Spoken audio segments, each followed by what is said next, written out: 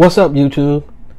My name is Zenith Intellect, and the title of my first YouTube video is going to be called The Maverick. So if you guys bear with me, as you can see, I got a couple of note cards in front of me because, as I mentioned, aforementioned, this is my first YouTube video, and I'm basically still on my training wheels. But I promise I'll stick to the point and keep it moving. So with that being said, let's get moving. So for those that don't know what the definition of a maverick is, let's get into what the definition of a maverick is, or what maverick means. The definition of a maverick: an unorthodox or independent-minded person, an individualist, a nonconformist, a trendsetter. So basically, in a nutshell, someone who's original. So the reason why I chose the title Maverick is to let you know this: you don't have to always go by society's measuring stick. You don't always got to go by their rule book. Sometimes it's okay to be an independent thinker or a free thinker. You don't always got to stick with the crowd or do what everybody else is doing, especially when it comes to your life. Because nobody else is going to look out for you better than, or take care of you, look out for you better than you. So with that point being made, I'm going to move to my first example, because I don't want to do too much rambling. So my first example is that many people or society will advise that you go to a 4-year university. Right off the bat, instead of suggesting that you go to a trade school or a community college, where you could pick up a lucrative trade such as auto mechanic, HVAC, welding, and even some medical professions like radiology tech, respiratory therapy tech or respiratory therapy, and even nursing.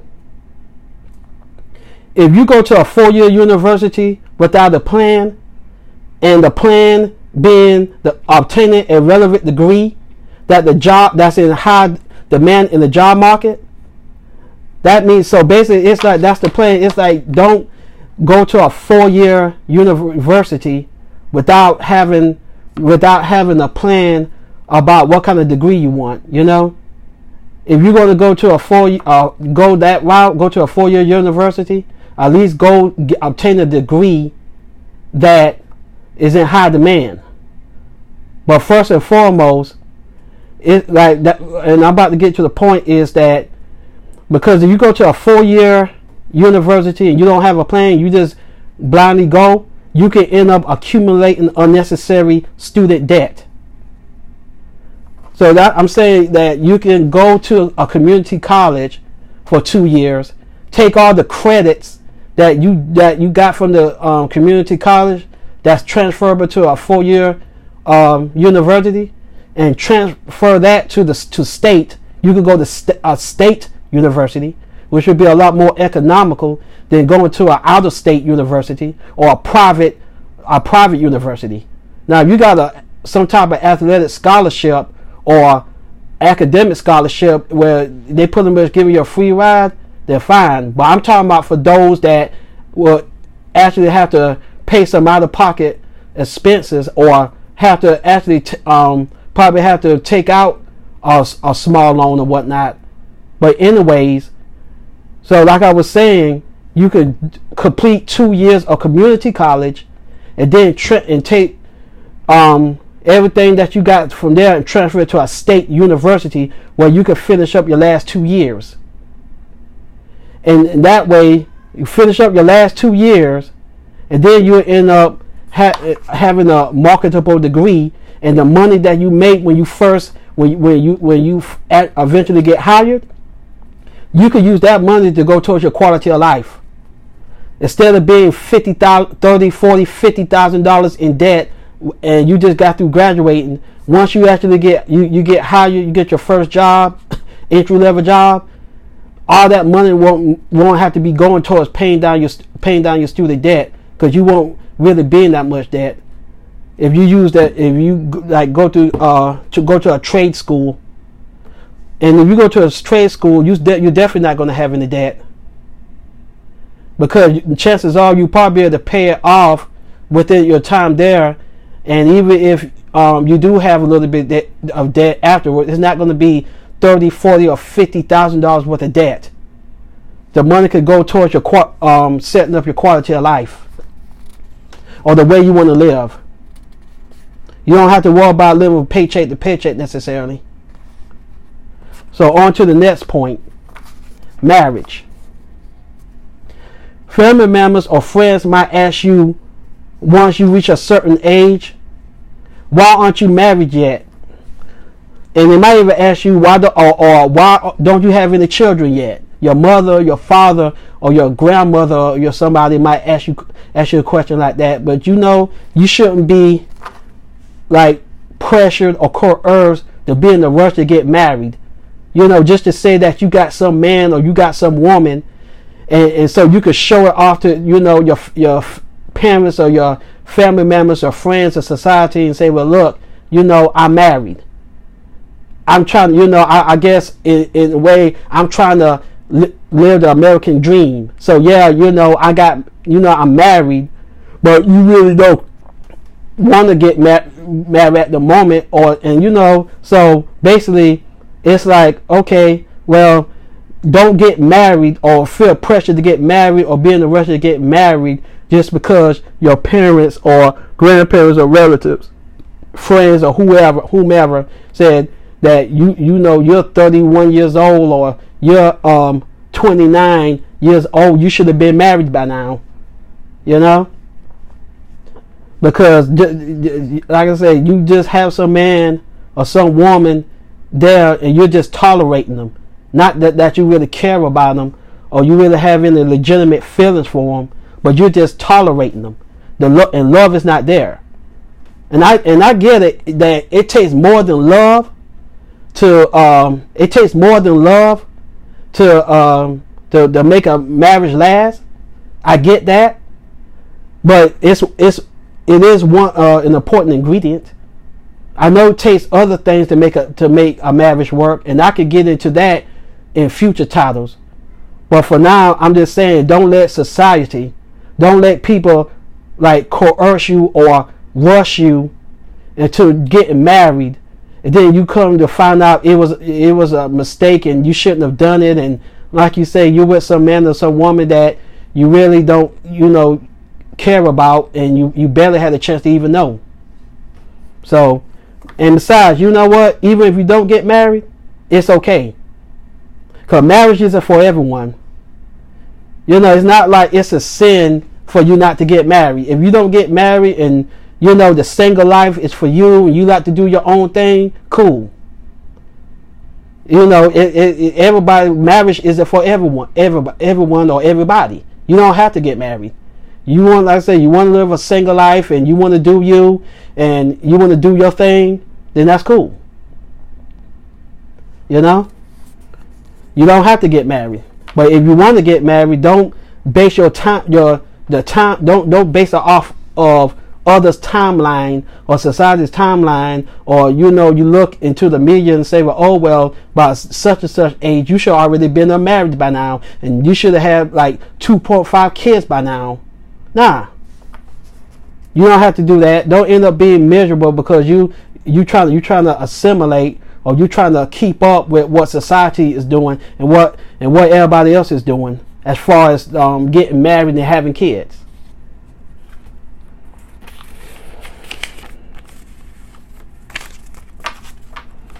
My next is, and speaking of marriage, so the next topic would be children, because I mentioned children briefly when I was talking about marriage. So with children, as far as for children, if you can't support them emotionally or financially, you should not have them. If you can't support them emotionally or financially, I mean, it's no point in bringing them into this world. And like I said, no one should have to pressure you or force you to try to if you're a woman, there shouldn't be no man shouldn't be trying to force you to try to hurry up and bear children for him if you're not ready. Or and if you know that it's like, hey, I don't really want to have kids, then you need to let that man know, or let them know, whoever your potential partner is, or I will probably say your potential husband or wife is, to say, hey, if you don't want to have kids, you need to let them know. So that way, if you don't agree, then it's like, okay, well, guys, if I want kids, you don't want kids, I guess this ain't going to work, and then y'all can just move on and go your separate ways, until you find someone that's like-minded. But if you can't take care of the kids emotionally or financially, then you shouldn't have them. And in my opinion, if you don't plan on raising them in a 2-parent household and within wedlock, it's probably not a good idea to even bring them into this world. And I know there's a lot of children being born, but even right now as I speak, to living in a single parent home. But like I say, I can talk about the problems and issues with children or kids a kid coming up in a single parent home in future broadcasts or future titles. I'm not going to take up too much time going into it, but I can promise you this: we could talk about it in a future title, though, a future broadcast. But yeah, I think it's better if a kid is raised in a 2-parent household and within wedlock. But that's just my opinion. That's why I put that in there. I know that all of y'all might not agree with me, but that's why I say that's my opinion. That I think that children should be raised in a two parent household, preferably within wedlock, with the mother and the father being married to one another.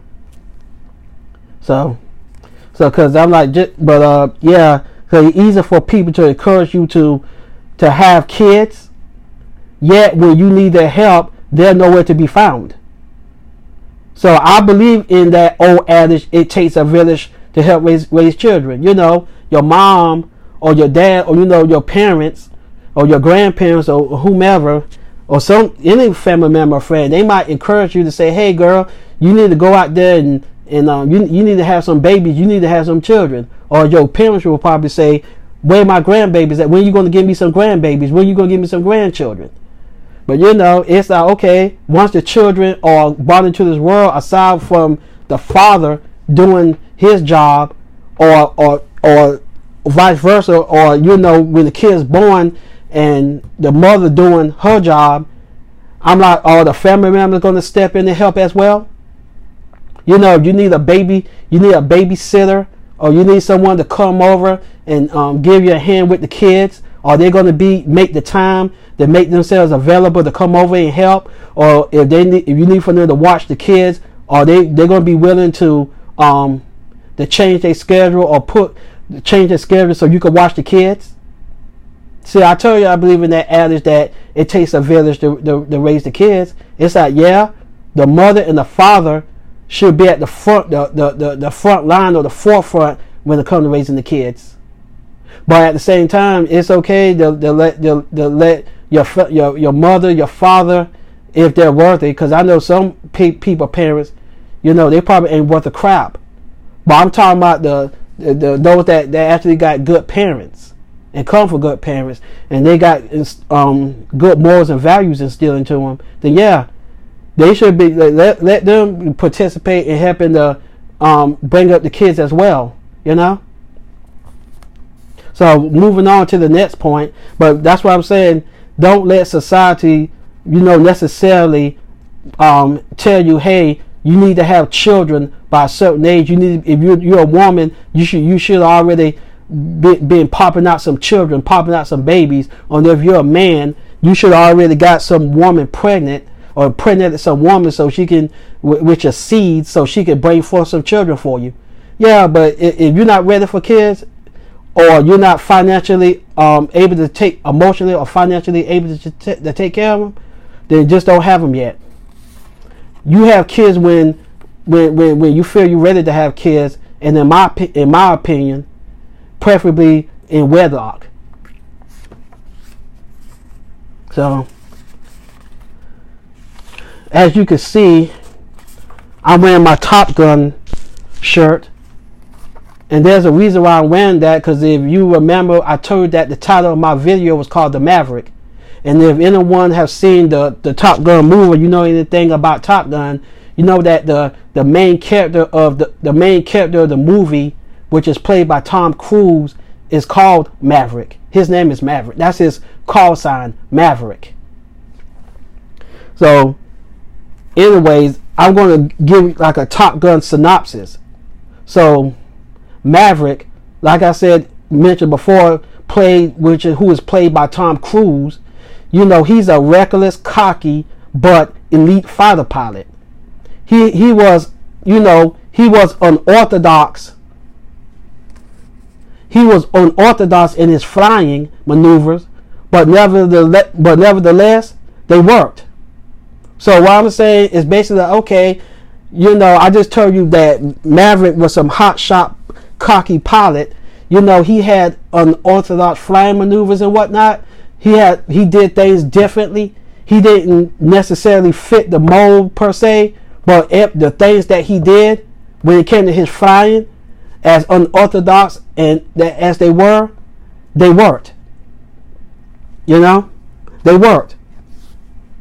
You know, it maybe wasn't always by the book, but see, there's a difference between breaking the rules and bending the rules. It's not that Maverick broke the rules. He may have bent them, but he didn't break them. It's like he was achieving a goal or trying to achieve a mission, and it's like, okay, he ended up achieving his goals. He ended up achieving his missions, but he just did it by his own rules. You know, he didn't do it the way that I guess society would say you will have to do it. So it's like I was reading or saying that, you know, even though his flying maneuvers were unorthodox, but nevertheless they worked, especially in combat situations. You know, combat situations, his unorthodox out of the box flying was, you know, literally already battle tested, especially during the dogfight scene near the end of the movie. So it's like you could be, and what I'm saying is that, okay, there's going to be some situations in your life, or there's going to be some issues, situations in your life where it's like, okay, well, I don't have to be a conformist. I don't have to basically do it the way everyone else is doing. I can think outside the box. I could do this another way and still achieve my goal. You know, it's kind of like working. It's like, okay, well, I work a 9 to 5 for now, but eventually, you know, I could save up my money or go to the credit union or somewhere and trying to get me like a small a business loan or something, and say, I'm going to try to start my own business. I'm going to try to be an entrepreneur. You know, I'm going to use my passions. I'm going to use my talents. I'm going to use things that I'm really good at to try to make money. And with that being said, but also seeing that, okay, this talent or this passion I have is something that society really, that the market is in need of right now. You know, something that the market is in need of right now. I don't know who's to say. I mean, I'm trying to think of an example. Who knows? You know, you might be really good at cutting hair. You might be a really good barber, but it's like, okay, you work in a 9 to 5 right now. You working in someone else's barbershop, but you know you can like save up some money and trying to accumulate some funds and say, you know what, I'm gonna strike out on my own. You know, because I already got the skill set, I already got the talent, and I'm trying to step out, as they would say, step out on faith, and I'm gonna try to start my own business. Or you might be at a job, and the company, they might have a problem or a situation or a problem that they can't solve, and it's like, well, we're having a difficult time solving this problem, and they might even reach out to the employees out there and say, well, look, this is the issue. Do anybody have any recommendations on how we can solve this? You know what? You can mess around and come through with unorthodox ways to try to solve the problem that might actually end up working. And then your company recognize that, your boss or supervisor recognizes that, and you do that enough time, then they're going to end up probably giving you a promotion. You're going to probably end up getting a promotion.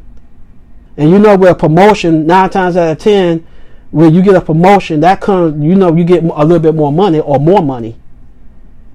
I mean, of course, yeah, you're probably going to get a little bit more responsibility, but they're going to give you some money, the money to go with that responsibility. But yeah, that's what I'm saying. Comparing Maverick's unorthodox flying, or his flight maneuvers and how he conduct himself in combat, it's like, okay, like I said, Maverick is already battle tested. So I'm saying that if you hone and work on your being unorthodox, not necessarily having to follow the rules down to a T, but bend it a little bit, then you're still going to be able to have some success. And there's a lot of people I could probably tell you that are like billionaires and multimillionaires, or they're really successful in life, and they didn't fit society's mold. And I probably could get into that on another a future broadcast, because I told you I'm going to try to stick to the point as best as I could. So I'm going to see. We talked about Maverick, and I'm going to talk about Iceman. So if you're familiar with the movie, you already know who Iceman is. And in case you don't, Iceman, who is played by Val Kilmer, he's the cool and collected, and he plays by the rules. His philosophy is in total contradiction to Maverick's. He's not the one to take risks or chances. He would just rather be safe instead of really getting into the danger zone. Or I will phrase it as getting out of that comfort zone. Iceman, I compare Iceman to pretty much almost everybody else in society. The average Joe, a lot of people, if they get into a comfort zone, they're not going to want to get out of it. They're like, okay, you know what? I'm comfortable and I'm fine right here. It seems like everything's working. If it ain't broke, then why fix it? They have that mentality. So, it's kind of dangerous just staying in your comfort zone, which in essence can also be called the danger zone, because it's like you're going to get stagnant. You're going to get stagnant, and there's not going to be no growth. You're not going to grow. You're going to get stagnant. There won't be no growth, and you're just going to be stuck in the same rut. And then nobody in their right mind wants that. Most people want growth. But you stay in your comfort zone, if you just decide to say, hey, I'm going to go with the flow, I'm going to do what everybody else is doing, and I'm not going to try to be different. I'm not going to try to be what's the word I'm looking for? Well, anyways, I'm not going to try to be different. I'm not going to try to be pioneering. I'm just going to be the same. I'm just going to be like everybody else. There's going to be nothing special about me. I'm just going to be bland, kind of like vanilla ice cream, or bland, sort of like a rice cake. You get what I'm saying? And that's what you don't want to do. That's why I'm trying to tell you, it's okay. Be the Maverick. Be unorthodox. Think outside the box. Go ahead and build up on your passions and your talents, and put yourself out there. Go ahead and be great. Live your purpose. Don't just settle. Don't just be the typical average Joe. You know? So, in closing, take what I said into consideration. Tap into, connect with the Maverick mentality. And maneuver yourself away from society's measuring stick and towards your destiny. Erase the fears, erase the doubts. Get out of your comfort zone, aka the danger zone. Get out of that, which can be a danger zone. But when you think about you get into a danger zone, guess what? You can't just sit there and be a sitting target. You got to move. You got to be on the move. Imagine Maverick being up there in the dog fight, and he's pretty much in the same position, or he's just flying a straight pattern, a straight line. The enemy is going to easily be able to blow him out of the sky. But if he's able to constantly stay on the move and keep going and don't stay in one position, and he's going to eventually be able to outmaneuver that enemy and get the enemy into his, you be able to get the situation, the problem, the giant into your line of sight, and you could blow them out the doggone air. You could blow them out the sky, blow them to smithereens. You know. So yeah, you get in that danger zone, or your comfort zone. Don't stay there for long. You're gonna have to keep moving. You're gonna have to keep evolving. You're gonna have to keep growing. You know. So with that being said, please don't forget to click like, and please subscribe too, so that you will be in the know when I release more content, which I intend to do. I'm going to release more content. Like I say, this is just my first broadcast, my first upload. So I'm going to, I already got a whole lot of ideas for my next broadcast. So like I say, don't forget to click like. Don't forget to subscribe. So thanks for listening to Chopping It Up with, thanks for listening to Chopping It Up with Zenith Intellect. Take care.